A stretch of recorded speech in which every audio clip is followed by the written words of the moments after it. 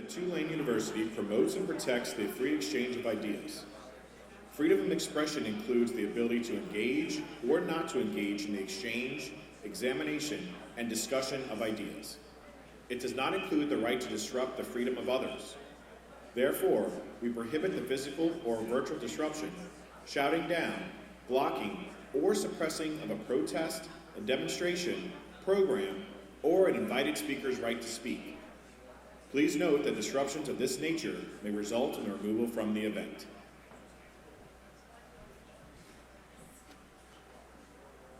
Good afternoon and welcome to Tulane University.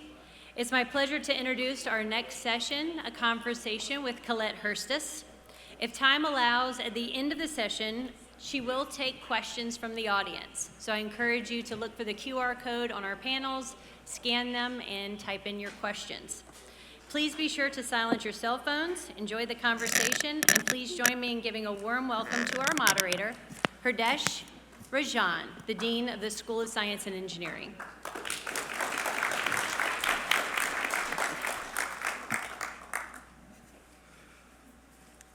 So let me get situated here just a second, please. So we have such an accomplished leader with us today that I thought that I really need to choose my words very carefully when introducing her. So I wrote down how I see her. So as we look ahead to the future of energy, it is clear that leadership grounded in both technical expertise and strategic vision will be essential. And Colette is a leader that exemplifies both. She is the president of Shell. In these roles, she leads the strategic integration of Shell's U.S. business and represents the companies in key energy policies and societal discussion. And what makes her an especially important speaker for this event is that her portfolio spans the entire energy value chain. And that's what this event is about. That's why her being here is such a big deal. From exploration and production to trading, manufacturing, marketing, and power distribution. I am proud to call her one of the alums from my school. It's from the geology department, which is now Department of Earth and Environmental Sciences. She earned her bachelor's degree at Tulane, and then Master's of Science from University of Colorado.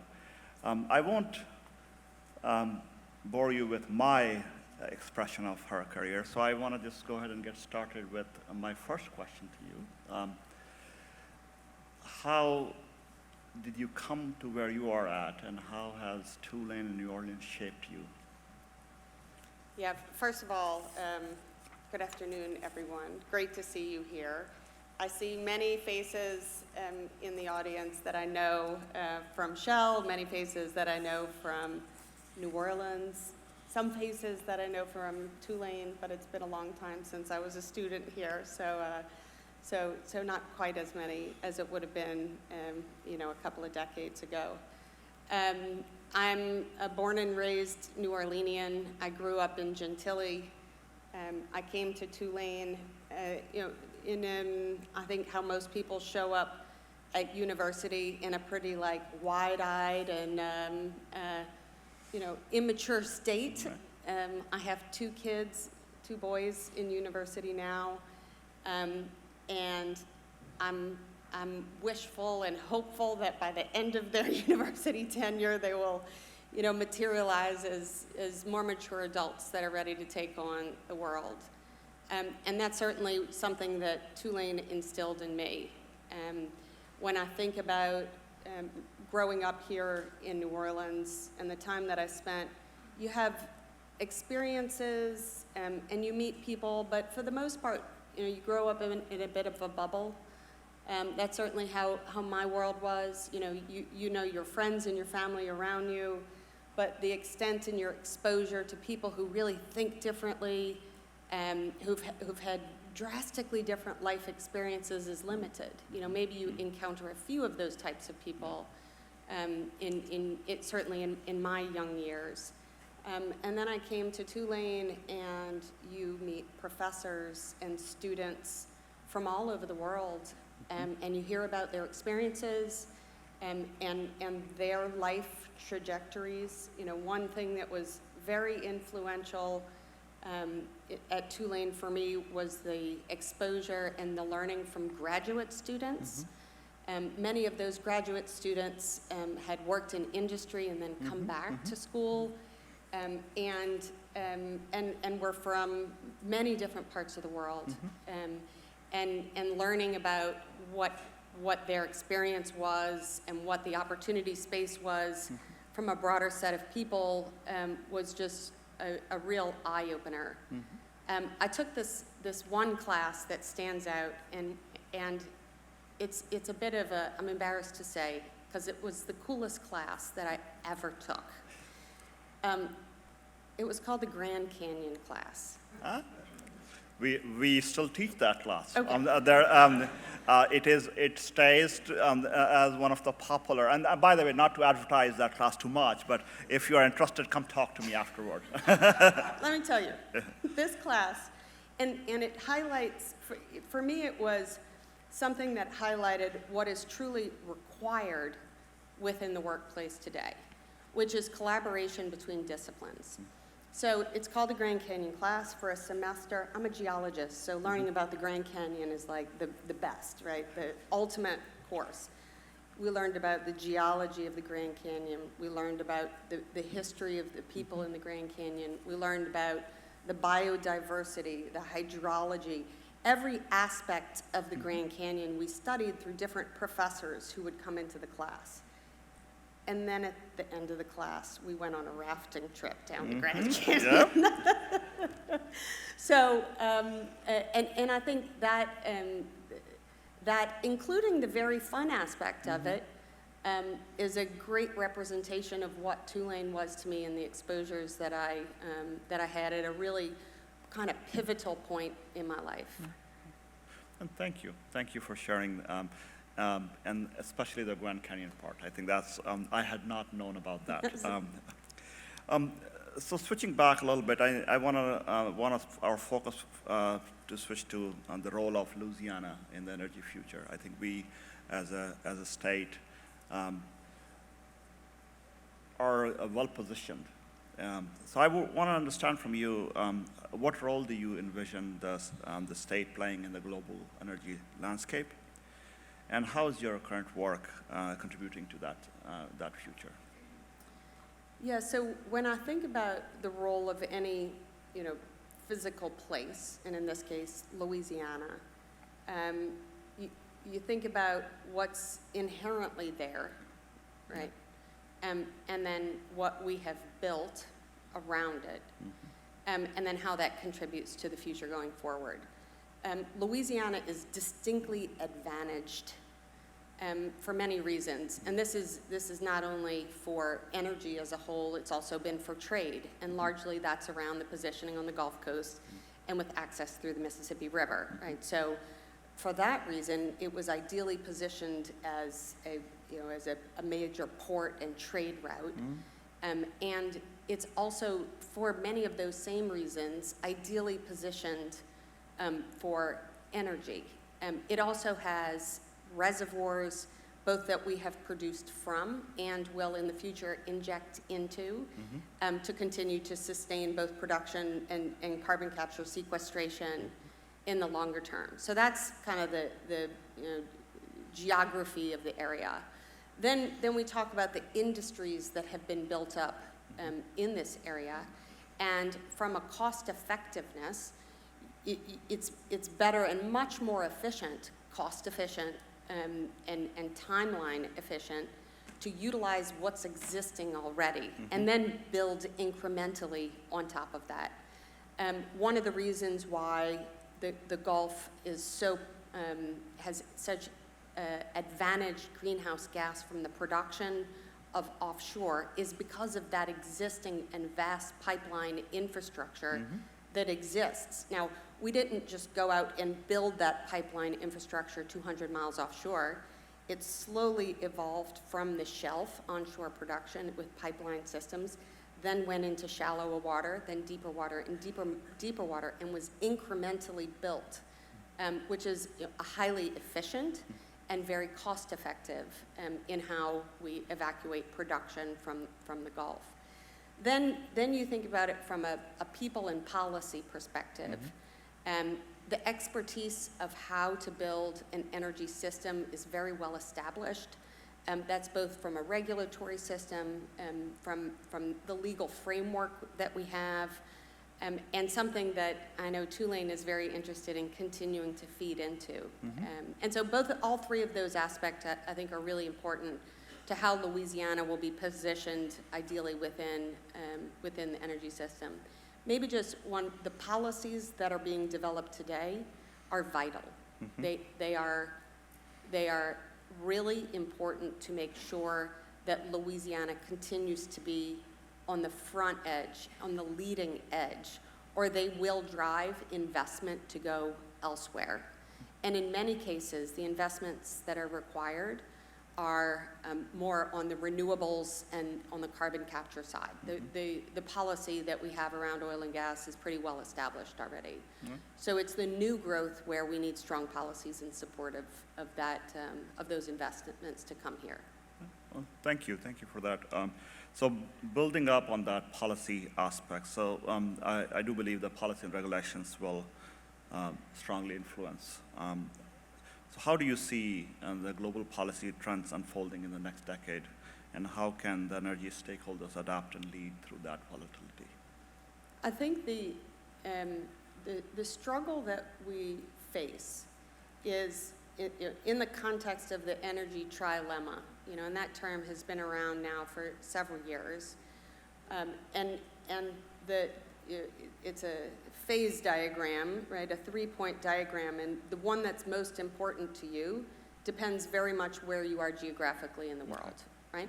So if you don't have access to energy, that is the one that is the most important to you, right? There's a large portion of our world that still exists within energy poverty, and your focus is, how do I get a couple of hours of electricity, a couple of hours to cook with, a couple of hours of refrigeration, or to charge very basic essentials. That is the most important one, right? Then second to that becomes affordability. Once you have access to energy, is it affordable? How much of it can you afford to have? And largely those two, we take them as given here, right? And then the third being sustainability, right? So what is the source of the energy that I'm using? And depending on where you are in the world, those three will move around. In the country that we live in, we struggle to keep the balance between those three. We need to keep our energy affordable. Right. We need to keep our energy sustainable. And we need to maintain our access to energy.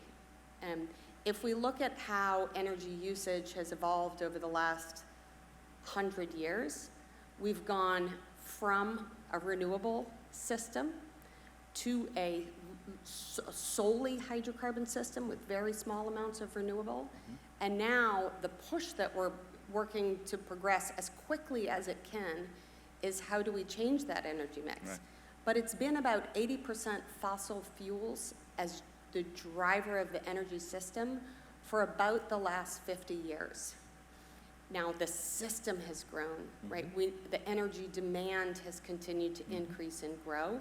So with that, we need to continue to feed the growth that we have globally as different societies come out of energy poverty, as well as figure out how to transition more of the 80%, which is about still a third coal today, a third natural gas, and a third oil of that 80%, transition to lower carbon intensities, and then eventually, as the system evolves and grows, to much more renewables in the system as a whole.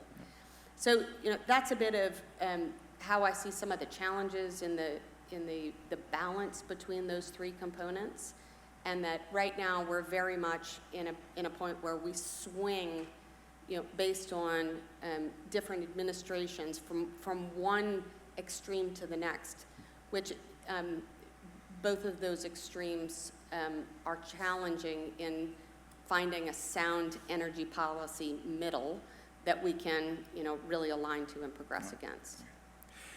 And one of the wrenches in this discussion has been AI, right? Both how AI could be utilized to help with energy solutions, and also the impact of AI on energy. So as you think about this balance, where do you see the role of AI, both for energy and energy for AI? Yeah. That's the fascinating part. Is so much of what AI needs is energy. Mm-hmm. Yeah. Just a quick poll. The lights are really bright up here, but I think we can see hands. How many people in the audience are personally on the AI-enabled journey? Okay, maybe 70%? 70%? Yeah. How many of you, if I would have asked that question 6 months ago, were not on the AI journey? Right. So this is a space that's changing very quickly. And the answer 6 months ago and the answer today is different. And I think that's the same for companies today, Mm-hmm. right? It's the same for the energy system today. The answer 6 months from now, we will all be at we're probably all working to get ourselves on that accelerated curve and struggling to figure out, what are the things that I need to do to unlock more potential in myself to get on that accelerated curve. And I think that's very much the challenges for companies today.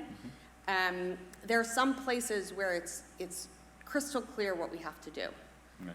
and how that will unlock more potential, less waste. I sat at a table. It was last March.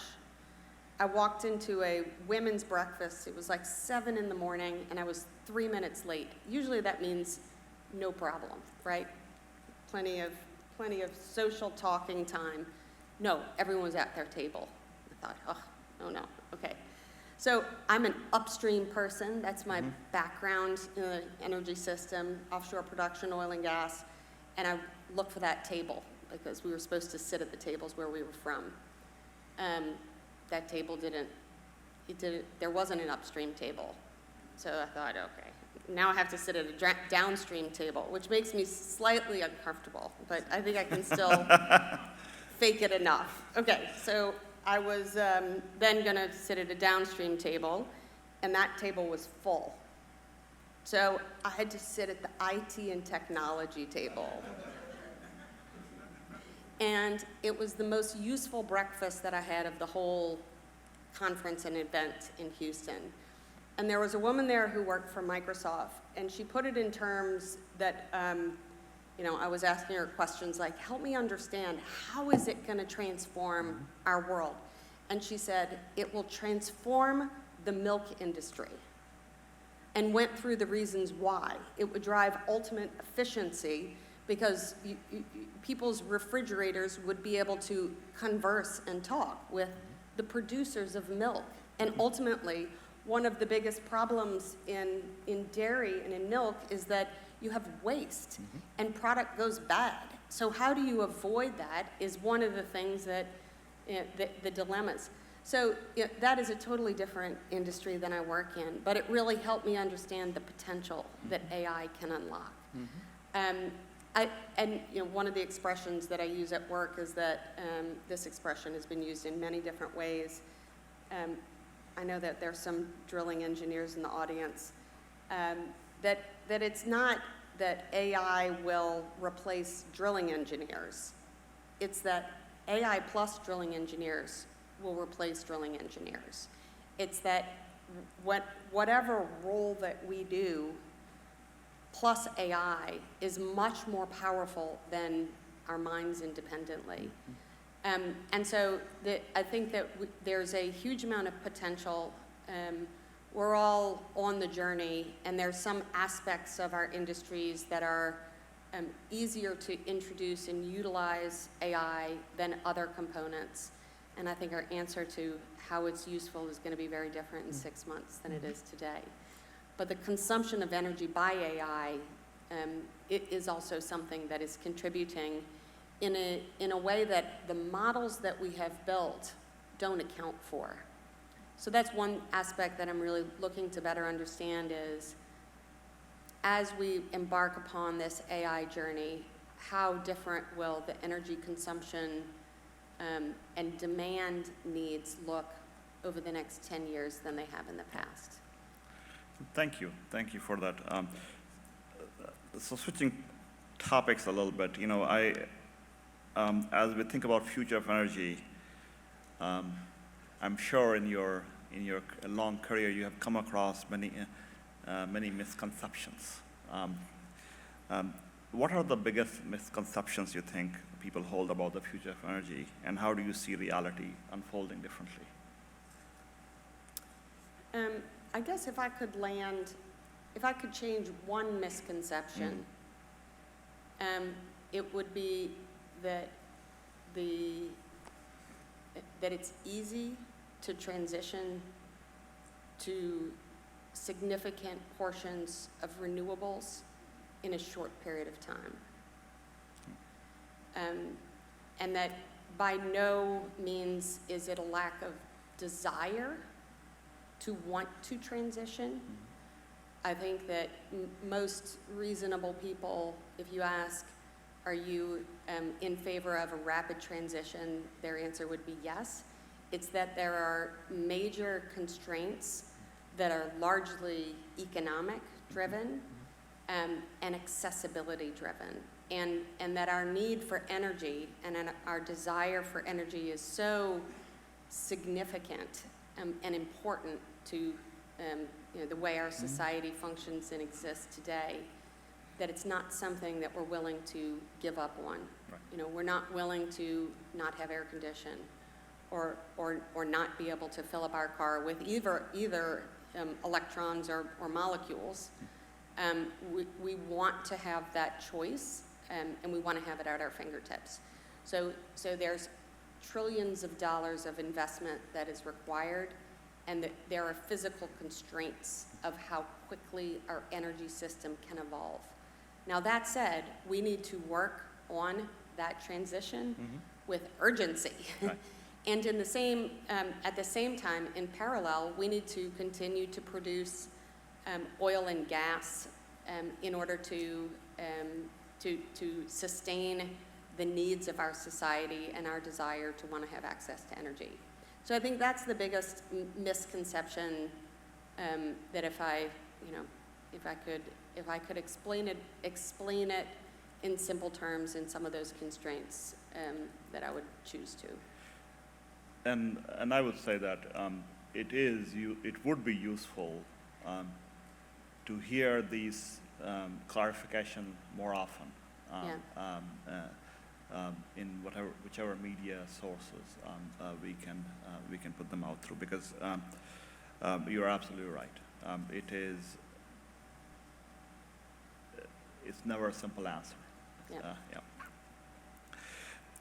So talking a little bit about the partnerships, and partnership is something that I personally care deeply about. School of Science and Engineering partners with schools at Tulane as well as outside stakeholders on a regular basis. A partnership and multidisciplinary collaboration is central to us. And it is also essential to designing the energy systems of the future. And as I think about partnership around energy, some natural collaborations are very clear, right? And so from your vantage point, which groups aren't talking to each other yet, and why they should talk? talk more with, and maybe, and maybe they are talking in non-academic settings, but not quite in academic settings. Yeah, I was trying to think of a visual analogy of what you were describing, and the best thing that I could come up with is like a Celtic knot, you know, where there's no beginning and no end. It just continues to flow one to the next. You know, that's how I think about the collaboration that's required between academia and industry and policy development. You know, it's a continuous flow. When, you know, as you come through your academic career, you're trying to establish mastery of a topic, right? And so that's largely done in focusing on that topic of expertise, right? And you deepen how you understand it and your knowledge, you know, over a series of years.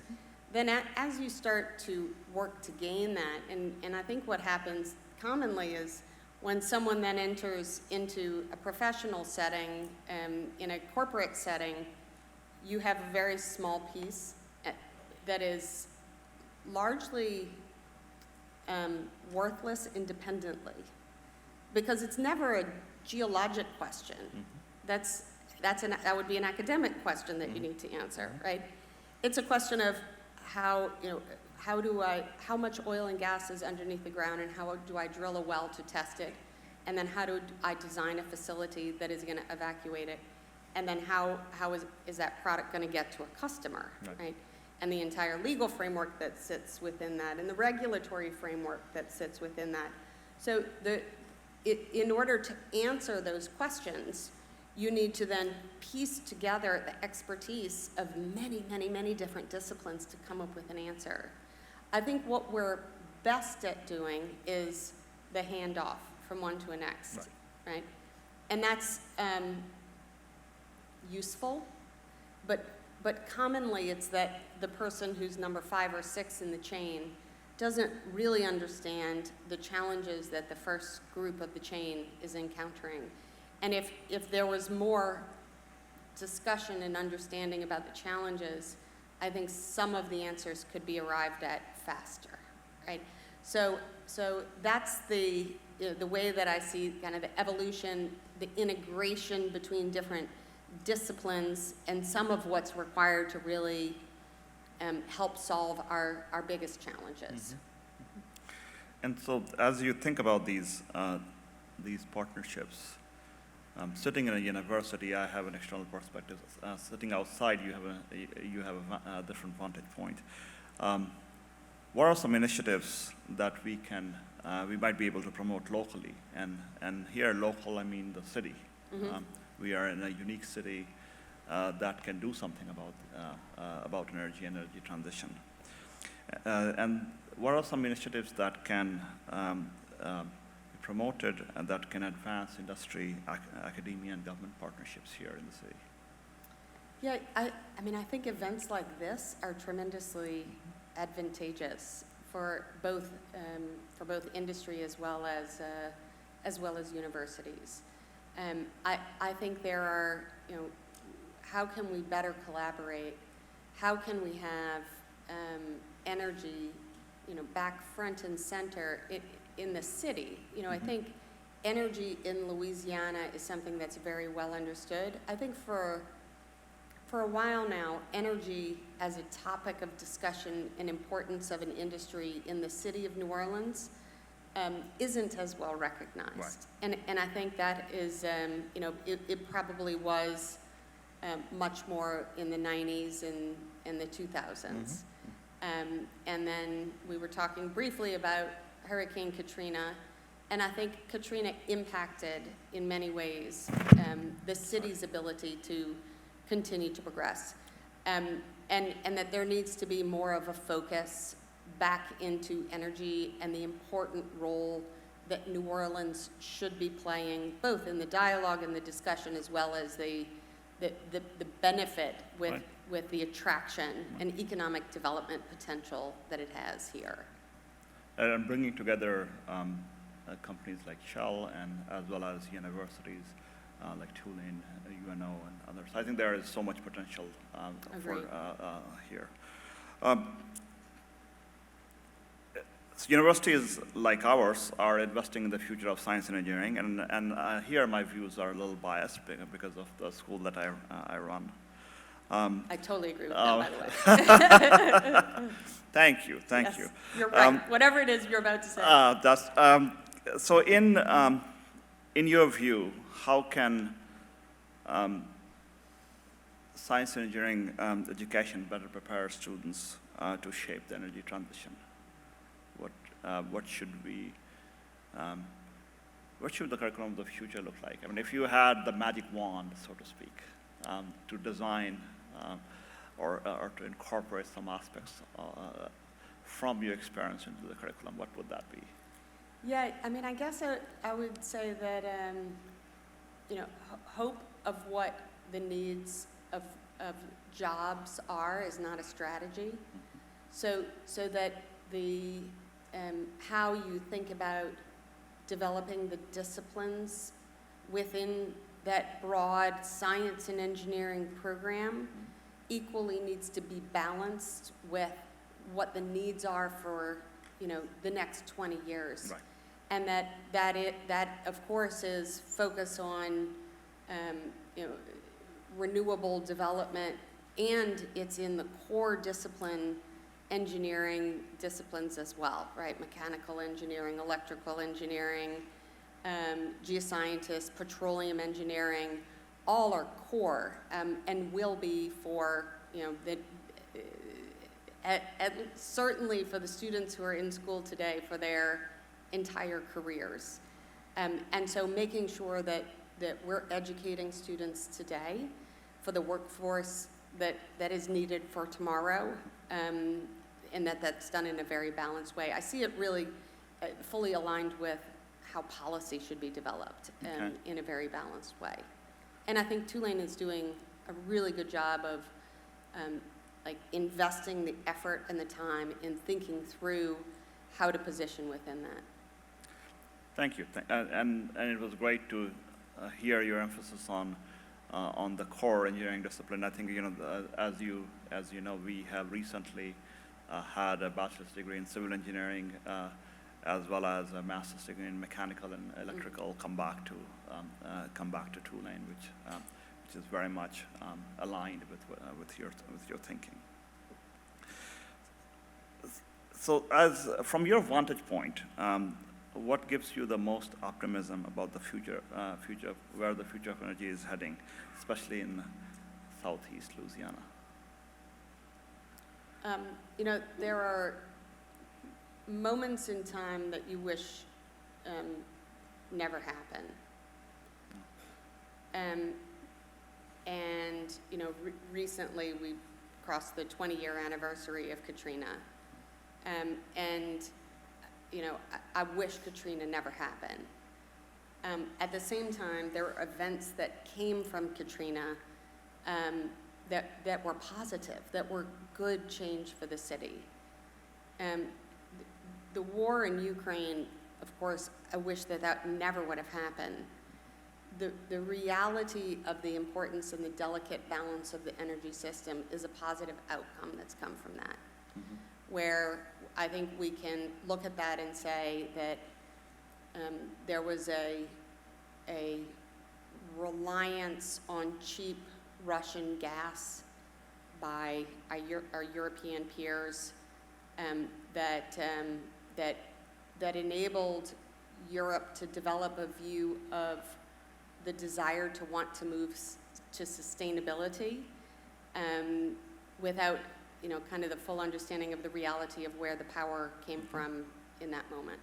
So I think that there's more of an understanding in society today about the importance of security of supply and the balance of affordability, where sustainability, which is a super important part, but my view is that it was over-dominating the conversation against the other two. Now there's a better understanding of that. So So that gives me optimism in a bit more about the balance in the discussion. The future of the digital potential within the energy system, I find highly energizing and also, personally challenging, but one that I think holds a lot of potential. And I think about my kids and the students that are at your university here today, and the tools that they will have to deploy into the workforce are going to be so much richer than what most of us had. And so how they show up and are able to contribute and really accelerate the pace of change, I think is just something to truly look forward to. Right. And that is, and that's where my last question to you is that we have some students in the room, and they are looking at the future of energy. I would very much like you to give them a message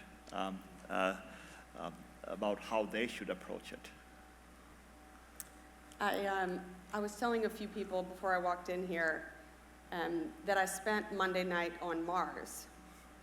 And I actually did. We have a facility. It's offshore in the Gulf of Mexico. The name of the facility is Mars. It's been producing for 26 years. And it's likely that we'll extend the life through the 2030s. It is a engineering marvel, what sits above the surface and the part that you cannot see, what sits below the surface. Mars has produced, it's about to have a major milestone in its production. And when I say this number, there are a few people over here from Shell that are going to get really excited. So it's about to produce 1 billion barrels of oil. Not oil equivalent, of oil. The expertise to produce and develop and sustain, and today that facility produces at the best, top-in class greenhouse gas efficiency of any molecule of oil in the world. So, and it continues to get better. The folks offshore continue to figure out how to improve the intensity of the molecules that we're producing. There are many examples that are like that in our business and in different parts of the hydrocarbon system, different parts of the renewable system that are just, when you find yourself immersed in that world, you will just have endless questions that you want to ask and understand about how this piece of the energy system works and functions. And ultimately, regardless of where you work in the energy system, it is what fuels our society today. And if you go to parts of the world that are considered energy impoverished, that don't have access to the energy that we just totally take for granted, you want your thermostat on 65, you want to drive to, Kentucky, whatever it is, we take for granted in this country the access to energy. And it's a luxury that we have it, and it's a luxury that we have it within our country.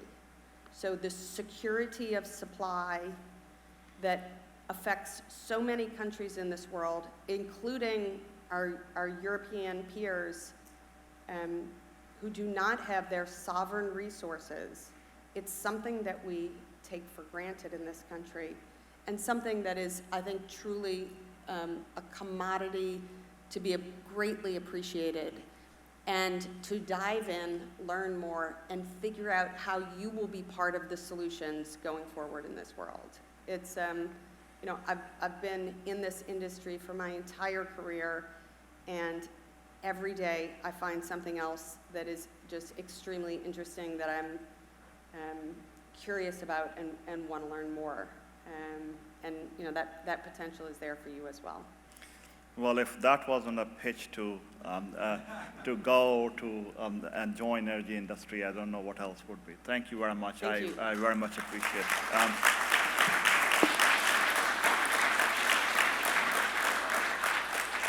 So we do have a few minutes for questions from the audience. You probably have seen the QR code. I've been told that there's a QR code over there. Yep.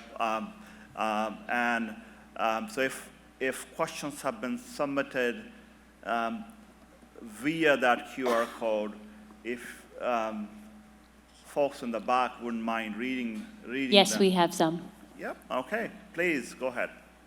Colette, you mentioned investments required on carbon capture. How would you ensure that this becomes a widely used technology despite its high cost? Yeah, I mean, there's a whole suite of things that are required in order to enable carbon capture. You can start with policy development, regulatory environment, and then an incentive to capture. So there are different mechanisms that have been widely discussed, and there are varying views on, you know, price of carbon, on price of emissions, on how you then incentivize the system to drive towards making sure that carbon capture is a fundamental part of the energy system. It's something that isn't an easy equation to solve, but right now, you're right in that in the U.S., the value proposition associated with carbon capture is very challenged. And so largely it's being done on a positioning for the future, but not something that's economically viable on an independent basis today.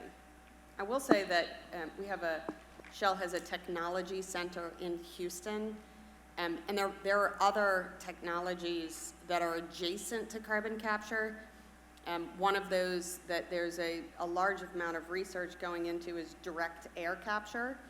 And I had the opportunity to stand inside of a direct air capture facility on our Stitch campus, which is leading edge. It's one of a very few that has ever been constructed in the world, and that one will be scaled up to 8 times its size.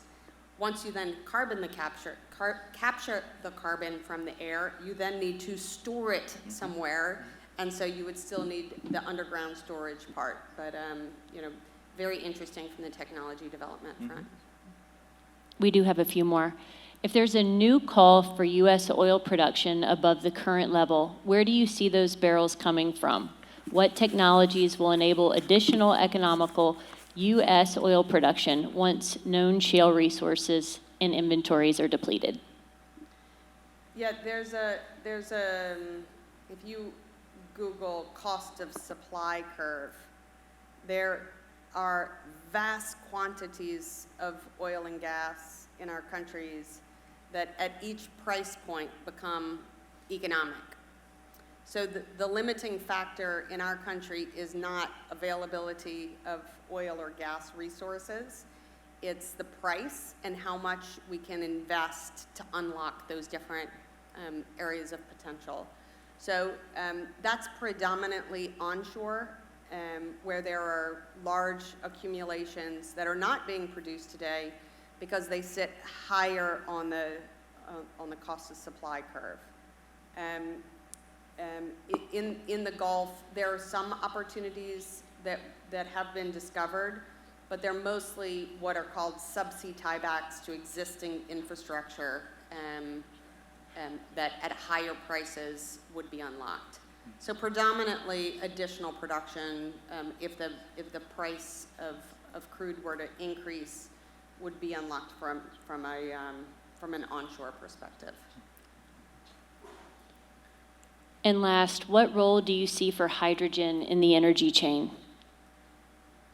hydrogen is a super interesting one because there's a great deal of adjacency with LNG, liquefied natural gas. So much of the system that we use to transport LNG could also be used for transporting hydrogen.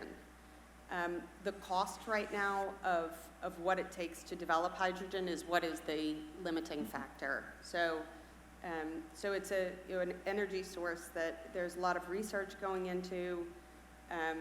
There are a number of adjacencies that could utilize existing infrastructure, global infrastructure, transportation, but really how we get to the cost curve on hydrogen is the dominant question and challenge.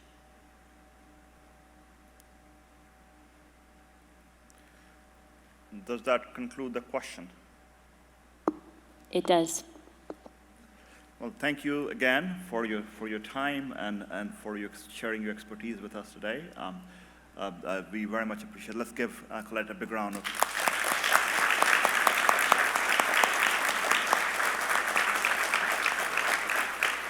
Thank you. It's a pleasure to be here. I really appreciate the opportunity. and we appreciate you having you here. Thank you very much. Thank you for joining us this session. Our next session in this space will begin at 2 o'clock. The evolving landscape affecting the commercialization of CCUS and low carbon fuel projects.